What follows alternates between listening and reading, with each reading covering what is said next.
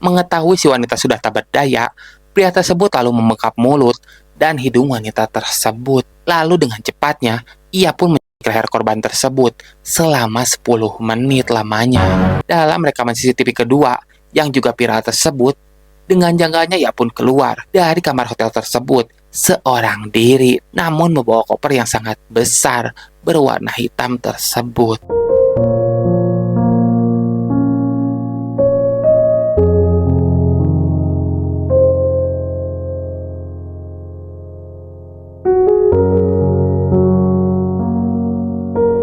What's up everybody, jumpa lagi bareng gue Randy di sini, channel kesayangan kita, Horor Area. Ini tepatnya horor. Gimana nih kabarnya kalian semua? Semoga baik-baik saja ya, dan selalu dalam lindungannya. Amin. Kejahatan kian hari kian memprihatinkan. Harga dari sebuah nyawa sudah seperti tak ada harganya lagi di zaman sekarang ini. Motif dari kasus tersebut tak jarang berupa hal-hal yang sepele. Nah, kali ini gue akan bahas kasus yang kemarin lagi viral tuh di semua sosial media, entah di Facebook, TikTok, maupun Instagram, yaitu tentang kasus mayat di dalam koper. Gimana kronologinya? Gimana cerita lengkapnya? So, tanpa banyak bacot lagi, yuk kita sikat sama-sama pembahasannya di sini di Horor Area.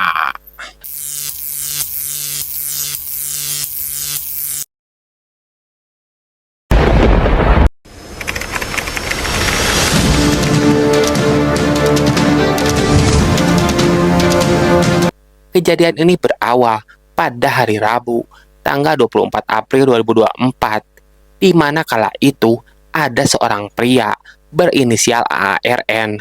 Saat itu, ia pun hendak pergi tuh dari hotel tempat ia tinggal ke kantor tempat kerjanya. Sekedar info saja, AARN ini adalah seorang auditor dari kantor pusat dan hendak melaksanakan dinas di kantor cabang yang ada di kota Bandung.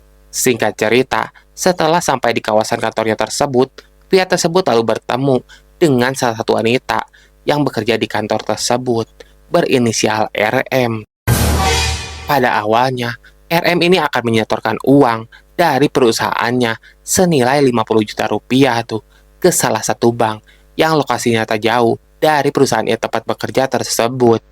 Kemudian, mereka pun berbincang-bincang tuh cukup lama di sana.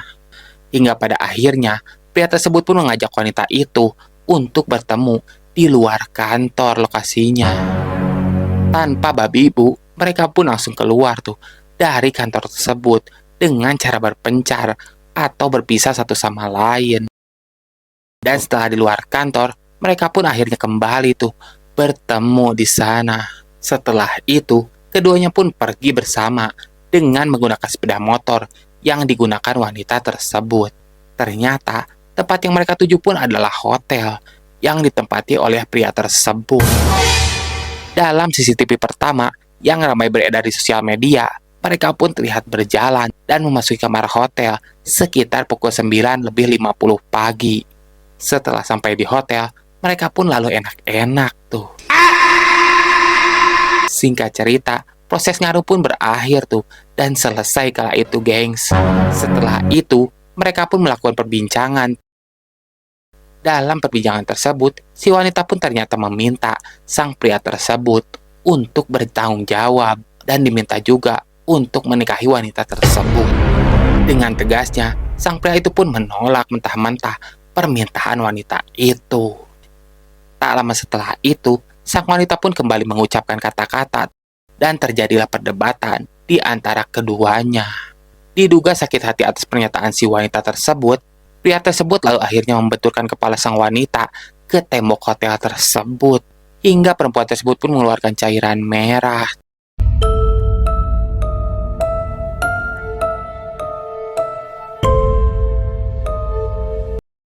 Mengetahui si wanita sudah tak berdaya, pria tersebut lalu membekap mulut dan hidung wanita tersebut. Lalu dengan cepatnya, ia pun mencekik leher korban tersebut selama 10 menit lamanya. Gile bener, parah banget tuh kelakuan manusia zaman sekarang. Kok bisa ya setega itu? Setelah memastikan korbannya sudah tak bergerak lagi, pelaku pun lalu pergi meninggalkan hotel tersebut untuk membeli koper. Singkat cerita, pelaku pun membeli koper berwarna coklat. Lalu, ia pun kembali ke hotel tersebut. Setelah mencoba memasukkan jasad korban tersebut ke dalam koper, ternyata koper tersebut tak muat untuk menyimpan jasad korban tersebut.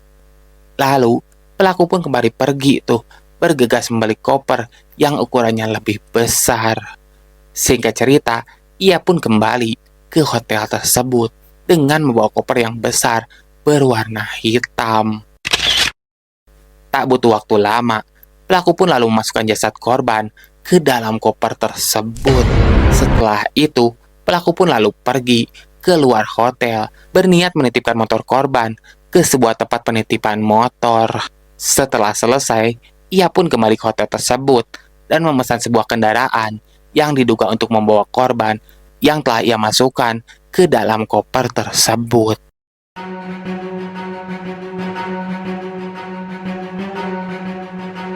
Setelah mobil yang dipesan pun tiba di hotel, ia pun pergi membawa koper tersebut menuju arah Bitung, kota Tangerang, dengan tujuan menemui adiknya, adik sang pelaku. Dalam rekaman CCTV kedua yang juga viral tersebut, dengan janggalnya ia pun keluar dari kamar hotel tersebut seorang diri, namun membawa koper yang sangat besar berwarna hitam tersebut.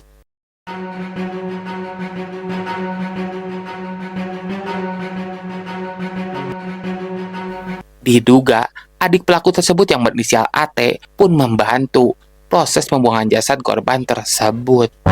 Setelah sampai di daerah Bitung, Tangerang, pelaku pun lalu berganti mobil dengan menggunakan mobil rental yang telah ia pesan sebelumnya. Keduanya pun membawa koper berisi mayat wanita tersebut ke arah Bandung. Sesampainya di Jalan Raya Inspeksi Kalimalang, Desa Sukadanau, Cikarang Barat, Kabupaten Bekasi, mereka pun lalu membuang koper tersebut yang berisi mayat RM. Setelah melakukan aksinya tersebut, mereka berdua pun lalu pergi menuju kota Bandung. Dan pada akhirnya, mereka pun menginap di hotel yang berbeda, namun masih di kota Bandung.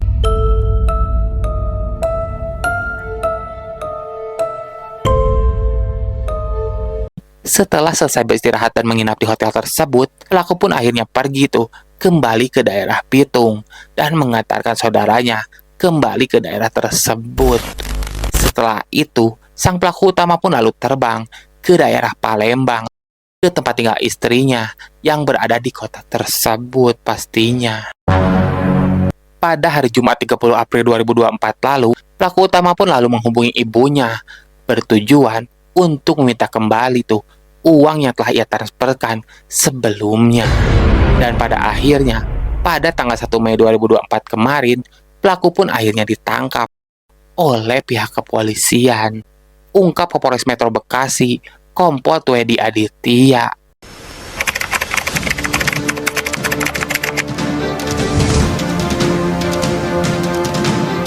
Jasad korban pertama kali ditemukan oleh seseorang berinisial A. Ia adalah seorang petugas kebersihan yang sedang menyapu di sekitar lokasi kejadian. Saat itu, ia pun merasa curiga melihat adanya koper yang mencurigakan tergeletak di pinggir jalan. Saat ia mencoba mengeceknya, ternyata koper tersebut berisi mayat seorang perempuan. Kondisi mayat tersebut ditemukan dalam kondisi utuh dan bukan korban. Namun, polisi pun menyebutkan ada luka yang cukup parah di bagian kepala sebelah kiri dan memar di daerah bibir korban. Korban pun ditemukan masih mengenakan pakaian lengkap berwarna merah serta menggunakan hijab dan masih menggunakan cincin yang digunakannya. Selain itu, ditemukan sejumlah uang dalam koper tersebut.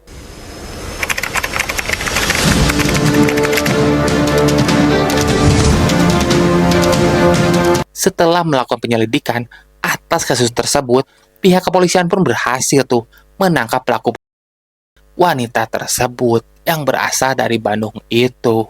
Dari update informasi yang beredar, ada fakta-fakta baru dari kasus ini. Berikut fakta-fakta terbaru dari kasus Mariani tersebut.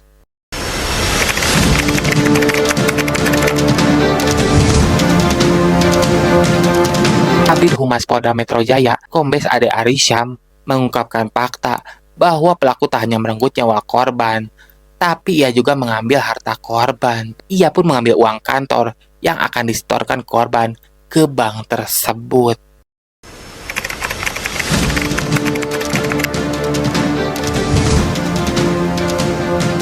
Pak Ade pun menyebutkan bahwa korban dan pelaku bekerja di sebuah perusahaan yang sama, di sebuah perusahaan yang bergerak di bidang industri makanan. Pelaku ini merupakan seorang auditor di kantor pusat yang berada di daerah Tangerang.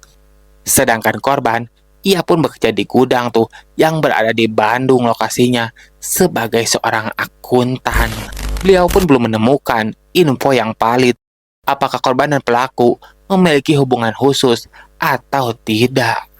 Namun diketahui, korban sudah mempunyai suami, namun saat ini ia sedang akan menjalani proses perceraian dalam rumah tangganya. Sedangkan pelaku, ia pun baru saja menjalani proses pernikahan dengan kekasihnya.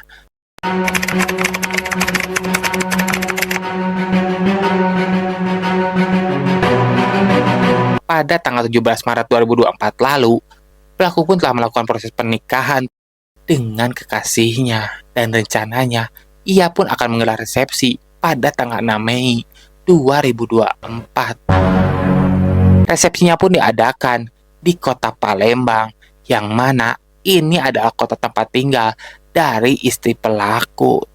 Berarti pelaku pun ditangkap 5 hari menjelang resepsi pernikahannya. Sungguh tragis dan menyedihkan, apalagi buat ceweknya tuh yang baru ia nikahi.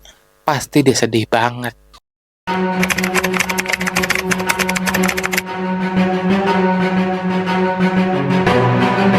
Suami korban yang bernama Ganda Permana ini sempat dicurigai oleh keluarga korban atas kasus penghilangan nyawa ini.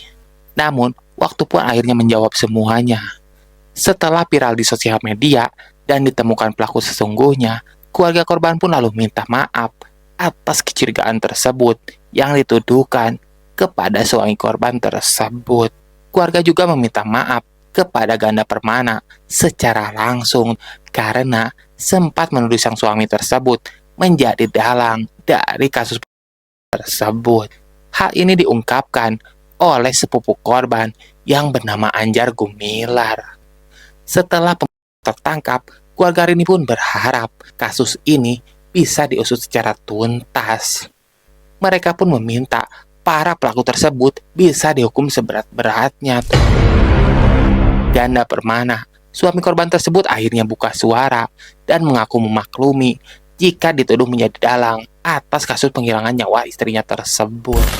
Ganda pun mengaku tidak mempermasalahkan hal tersebut, sebab saat kejadian, ia pun sedang diperiksa oleh penyidik Polda Metro Jaya dan tidak bisa berkomunikasi dengan siapapun karena HP-nya tersebut disita oleh pihak kepolisian. Dia pun sempat menambahkan, ada satu hal yang menguatkan Ganda kala itu meski ia selalu dituduh menjadi dalang tersebut.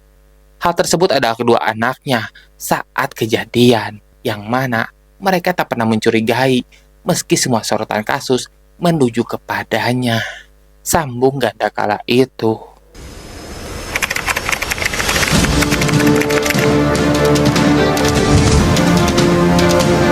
Atas perbuatannya tersebut, kedua tersangka pun dijerat pasal 339 KUHP atau pasal 338 KUHP dan pasal 365 ayat 3 KUHP dengan ancaman penjara maksimal 20 tahun.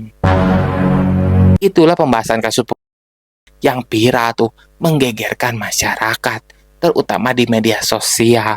Semoga kita lebih berhati-hati lagi tuh di zaman yang edan ini. Dan selalu ingat juga kata-kata Bang Napi tuh, was-waslah, was-waslah. Terima kasih buat kalian yang udah klik video ini dan nonton sampai selesai. Semoga kalian sehat selalu dan dalam lindungannya. Amin. Bantu dukung konten-konten kami dengan cara like, comment, and subscribe ya. Dan jangan lupa nyalakan lonceng ikonnya agar kalian mengetahui konten-konten terbaru yang kami update tuh.